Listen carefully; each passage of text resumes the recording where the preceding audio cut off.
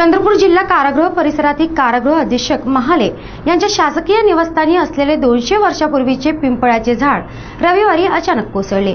झाड ज्या वेळेस कोसळले त्यावेळेस कारागृह अधीक्षक हे निवासस्थानीच होते। सुदैवाने मात्र या घटनेत कोणतीही जीवितहानी घडली नाही। चंद्रपूर जिल्हा कारागृह परिसरात अनेक झाडे आहेत। या 100 ते 200 वर्षापूर्वीचे अनेक झाडे या परिसरात आहेत। शहीद बाबूराव शेडमाके यांना जेव्हा फाशी देण्यात आली ते झाड आजही या परिसरात आहे।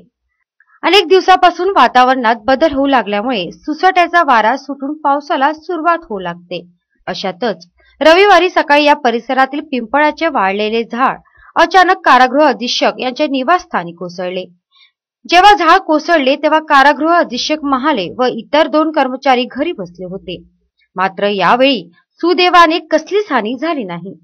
मात्र हे झाड पडल्यामुळे महाले यांच्या निवासस्थानातील बाहेरील भिंतीला तडे गेल्याचे सोम महाले यांनी सांगितले। जवळून निघाली मंदिरात जायला आणि आतमध्ये पूजा केली आणि एक माणूस आला सांगायला मला तुमच्या घराकडे काहीतरी पडलं, झोपडं पडलं म्हणून, पण ते झाड पडलेलं होतं आणि मी तशीच धावत आली तर झाड पडलेलं दिसलं आणि गेट जवळ आणि गेट पण पडला बाहेर अंगणामध्ये। हे असेल 100-200 वर्षापूर्वीचं। काही नुकसान म्हणजे भिंत वगैरेला थोडं क्रॅक झालेली आहे भिंत।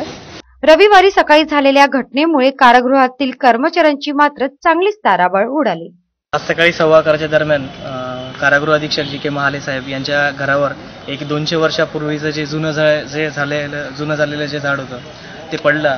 बस नुकतंच मी कारागृहाच्या बाहेरून निघालेलो होतो आणि कारागृहाच्या बाहेर निघताना 11:15 दरम्यान अचानकपणे ते झाड पडल्याचा एक मोठा आवाज झाला आणि इथे येऊन पाहिलं असता त्यांच्या घराची जी पूर्ण भिंत होती ती भिंत एक कोसळलेली होती। सुदैवानं यामध्ये कुठल्याही प्रकारची प्राणहानी झालेली नाही, परंतु जे आपण पाहिलेलं आहे की घराचा बराचसा जो भाग होता तो एक साईडला पडलेला आहे आणि यामध्ये आता जे आहे ते बरेचसे कैदी जे आहे त्यांनी ते झाड बऱ्यापैकी कापून ठेवलं। आपण सार्वजनिक बांधकाम विभाग तसेच महानगरपालिकेला सुद्धा याबाबत कळवलेलं आहे।